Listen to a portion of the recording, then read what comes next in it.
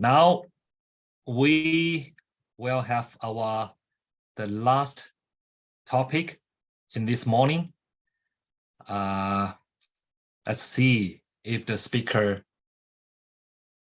Rajesh Dhillon. Hi. Hi, Rajesh. good morning, good afternoon, or good evening, depending on which part of the world everyone is. Yes. Thank you so much. And let me introduce you firstly. And we'll warmly welcome Rajesh Dhillon, who is Director of Acies Innovations, Adjunct Faculty at Nanyang Technological University, President of Knowledge Management Society Singapore. And Rajesh is the organization Knowledge Architecture and the co-founder of Acies Innovations, and is an adjunct faculty at Nanyang Technological University and at the Singapore University of Social Science. For the last 10 years, Rajesh has also volunteered in the Knowledge Management Society of Singapore, where he has been president for the 6 years. He served 20 years in the Navy and retired as a naval commander. Whoa, great. And in the private sector, he has held positions such as head of strategy and regional head of Adverse Alliance Group, Singapore, and as the principal consultant for iLead SG. And also, let's check today, his area of sharing, including leadership, development and management, change management, problem resolution, and crisis management. And now let's warmly welcome Rajesh give us his lecture, Tacit Knowledge Sustainability. Please, it's your turn. Thank you so much, Jack, and 大家好. Well, my name is Rajesh and I'm from Singapore. Well, I like to call myself more of a practitioner in knowledge. Having spent, like what Jack said, 20 over years in the Navy, where we were really on the ground, learning things as we go. Yeah. And of course, after retirement, then I started teaching and sharing my experience, and thereafter working in the corporate world. So what is tacit knowledge? You know, I mean, we've heard this from the start of the day, and it's all about what's within you. How are we going to expand the scope of what we do with what we have within us? So with that, and following through with the presentations that we've had this morning, and just before me, we had Professor Eric share about this risk of knowledge loss, risk of brain leak. Yeah. So what does it mean to us? I think my take, and let me just share my slides now. I don't have anything fancy. I just have pictures mostly, but here we go. Yeah. So I think I'm sure you guys can see my slides. There you go. I just got a pop up to say you can. So we've been surrounded by the color green for the last couple of years, right? We've heard these words so many times now. Sustainability. I think post-pandemic, the word sustainability has gained back its popularity and its airtime in the things that we say. So we've heard all these terms, yeah?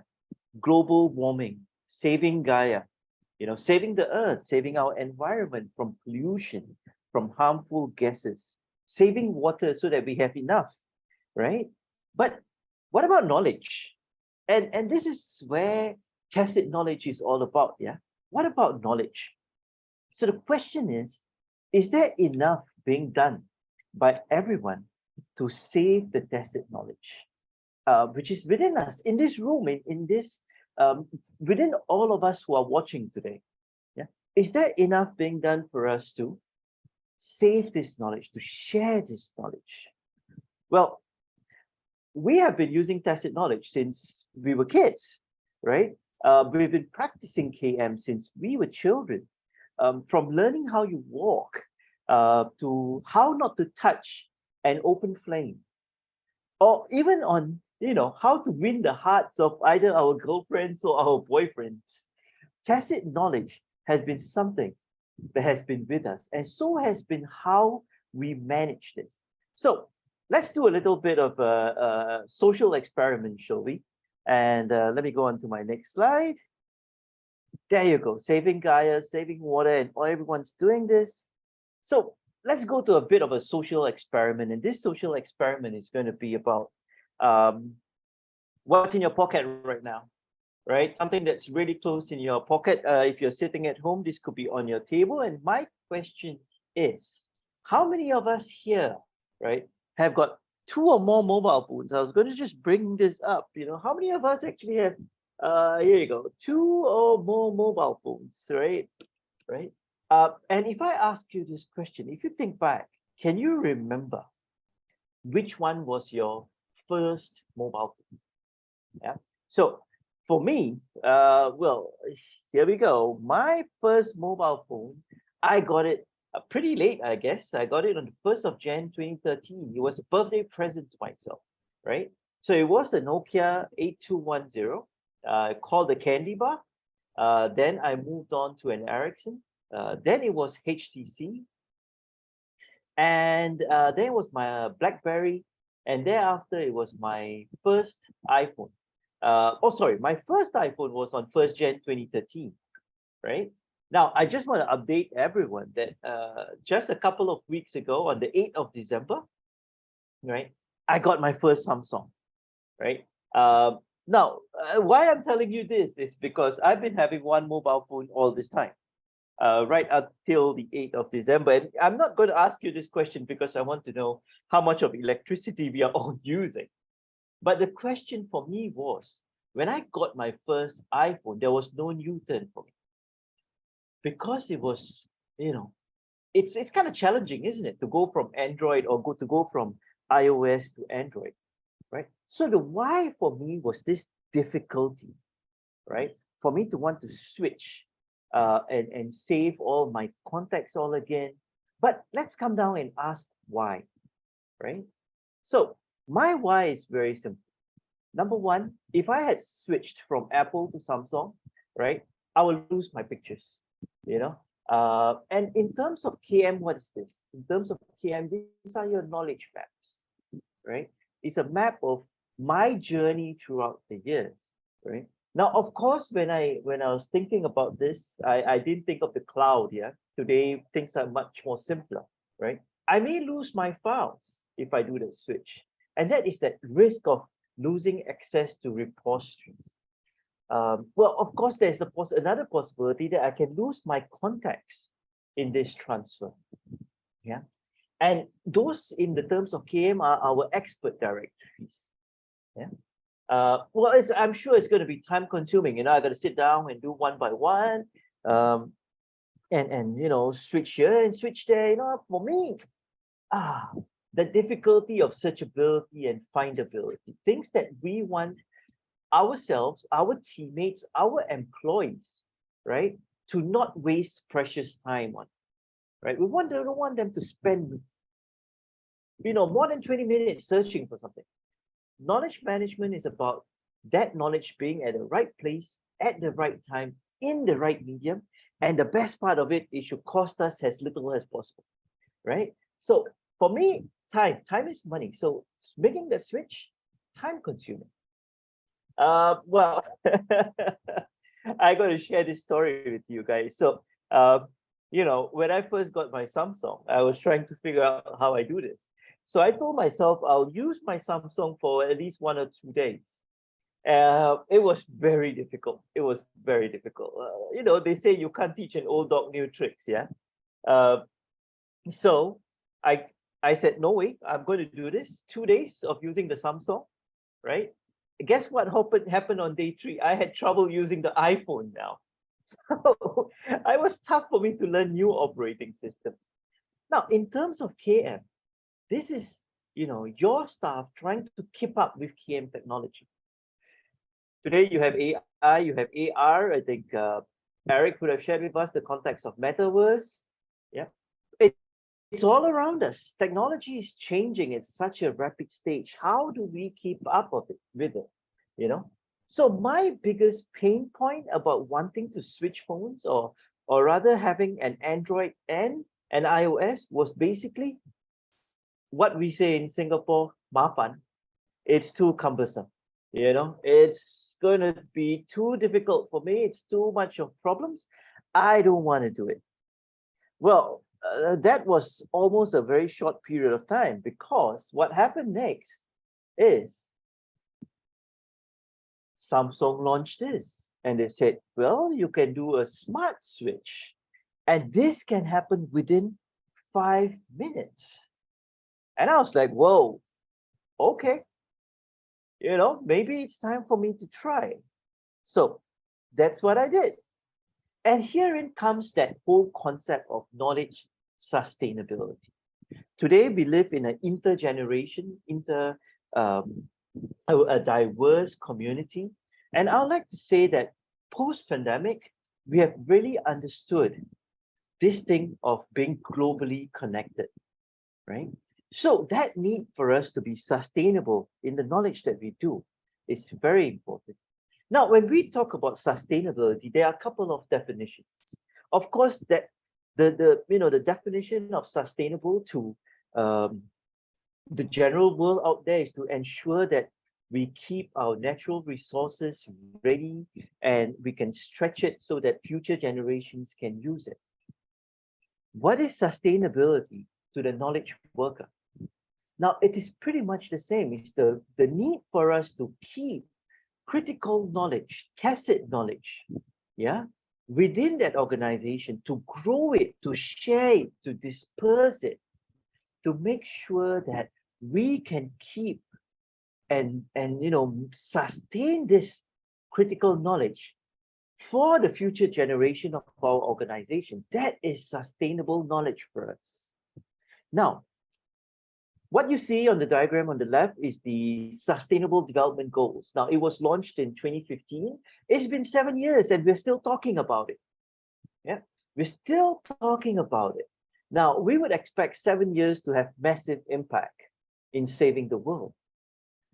So let's come and talk about KM now, knowledge management. Yeah. Now, since 1960s, we knew of this thing called people, process, and technology. Right? The whole aim of it was to make sure that we could improve our efficiency.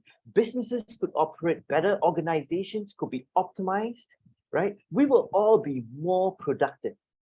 Now, the world said COVID happened, but COVID did not disrupt KM.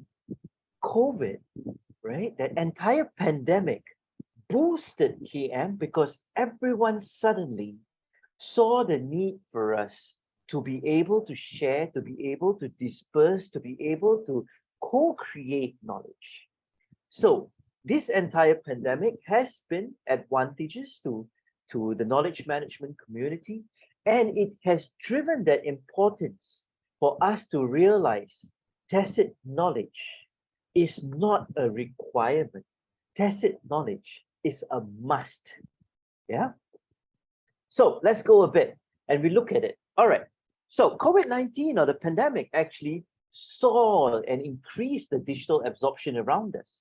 Now, we can see some figures that you see here, and my context has always been looking at what's happening in Malaysia. And we can see in 2021, they had 40 million new internet users, right? And that meant the internet penetration in Southeast Asia was now at 75%. Now, we can see that as early this year, we have 29.55 million users with 89, almost 90% internet penetration rate. And that is the highest in Southeast Asia.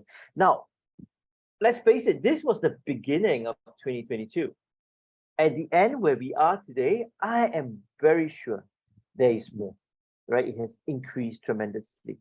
So talking about what's going on in the world again, right? Eric spoke about knowledge leak and spoke about brain drain. It's very interesting because at KM Singapore, right, we shared about the same thing. And this was in about August, right? We talked about two impacts that was happening to us. People were leaving, things like the Great Resignation. It was being experienced around the world. Now, why were people resigning and leaving? I'll come to that in a while. And if it was a new phenomena, well, I wouldn't exactly say it was new, right? Maybe it was felt in larger numbers because, after 2 years of pandemic, people just wanted to, the elderly wanted to stay home with their grandchildren, spend some family time, right? And when they decided to leave, there was a bit of a musical chairs. Everyone else could move. So in August 22, again, at that same sharing, we talked about pre-COVID knowledge leak. Where were we losing it, right?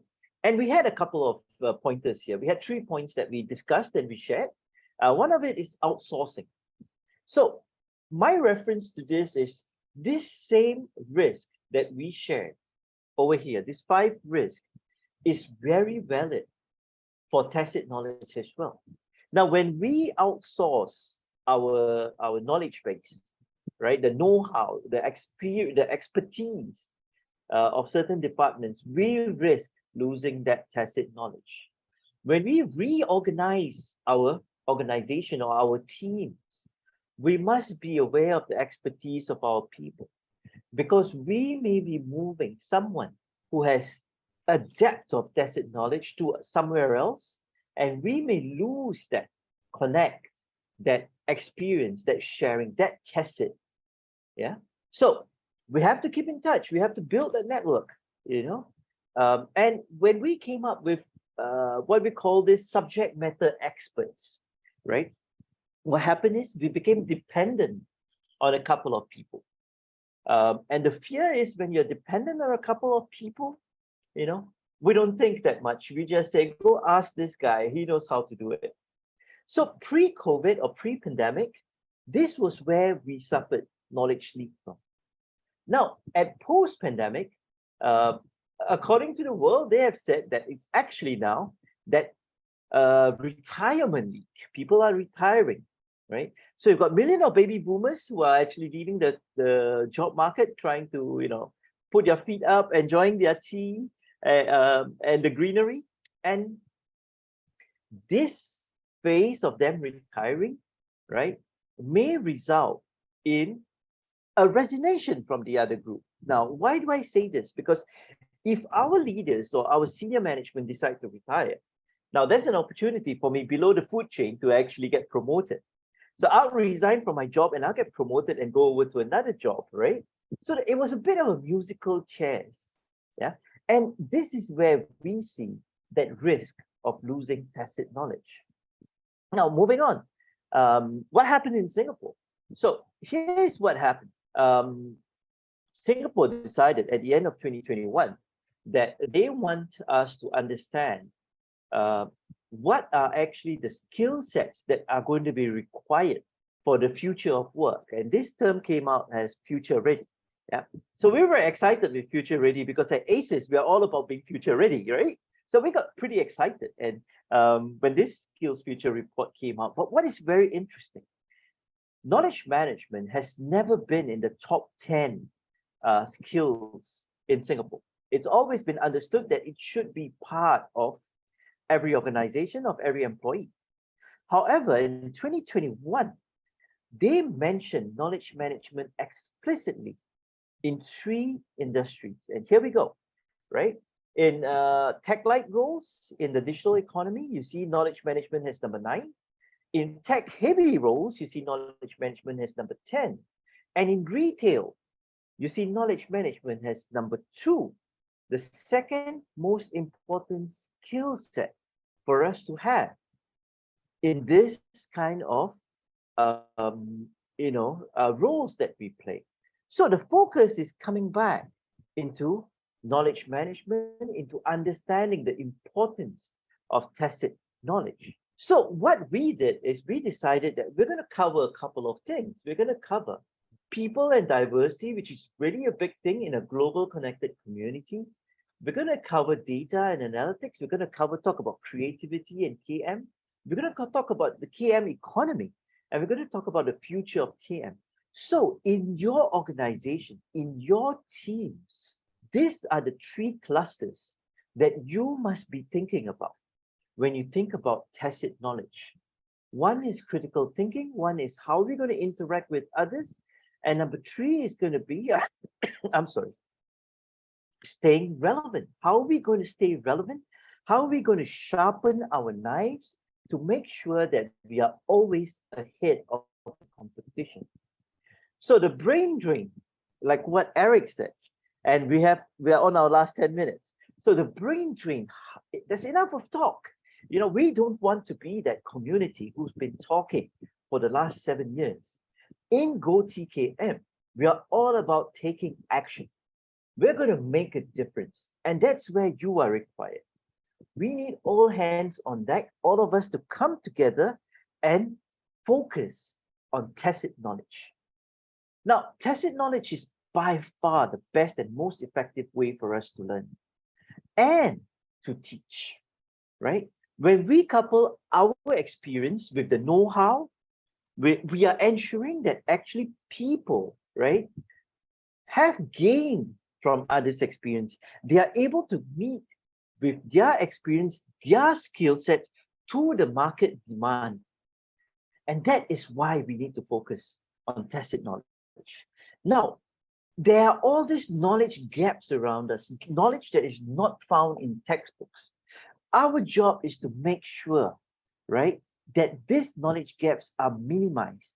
And how do we do that? We do that from sharing, we do that from on-the-job learning, we do that with mentoring, we do that with coaching.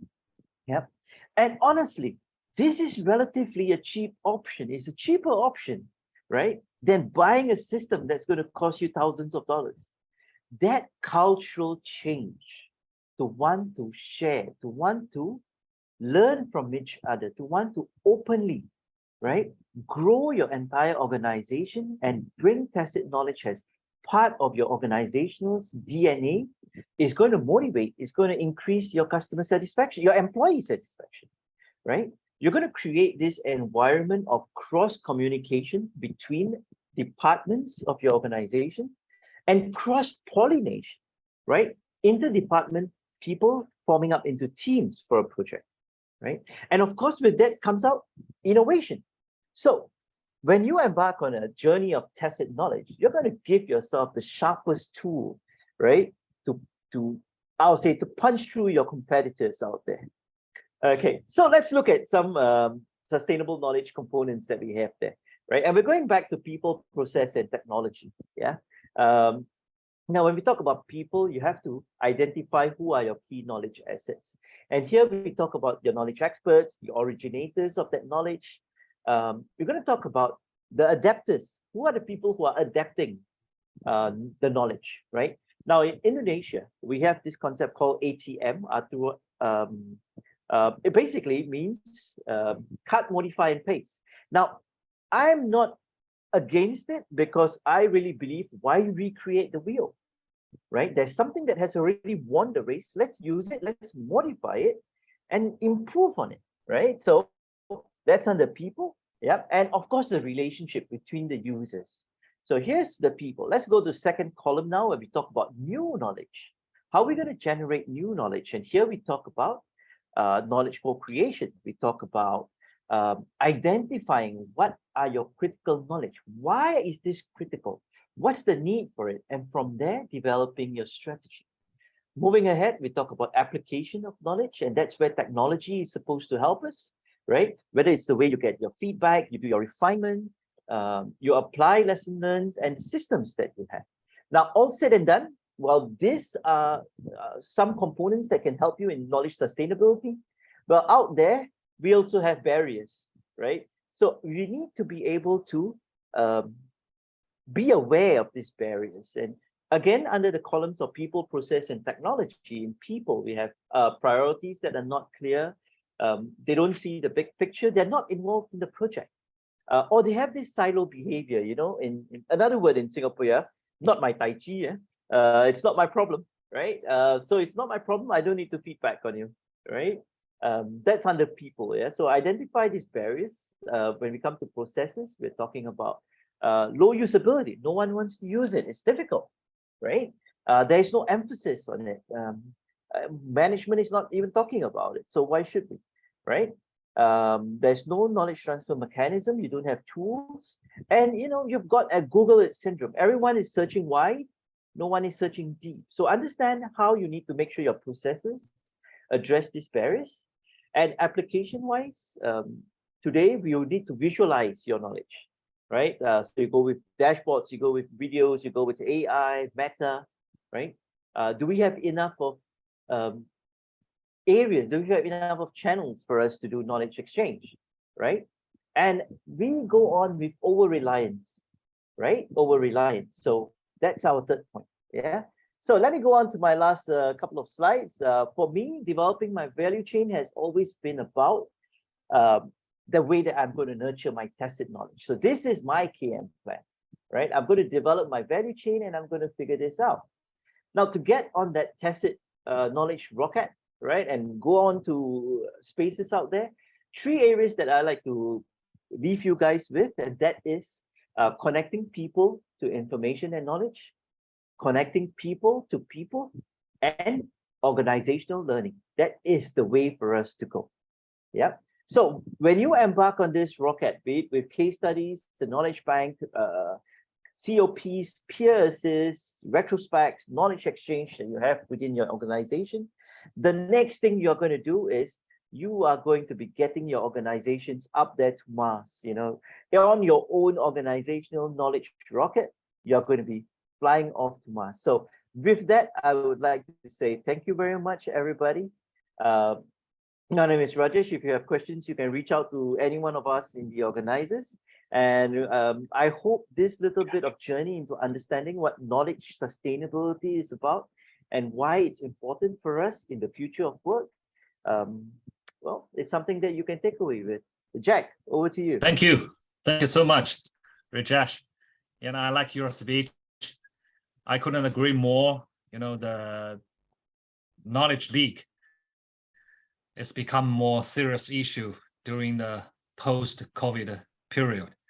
And you just give us some very practical tools like tacit knowledge management, 3 components, right? People, process, technology. And I would encourage everybody launch their tacit knowledge rocket to get the organization to the Mars, right? And meet That's you right. in Mars. Thanks, Jack. Thank you. Thank you, Josh. So we just completed all of the topics this morning. And thank you so much for every speakers. Thank you so much for every audience, for your time, your energy. So we probably will take a break and have your lunch or take a rest. And we will meet again in 1 hour, 20 minutes later. So we will get started at next session at 2 p.m.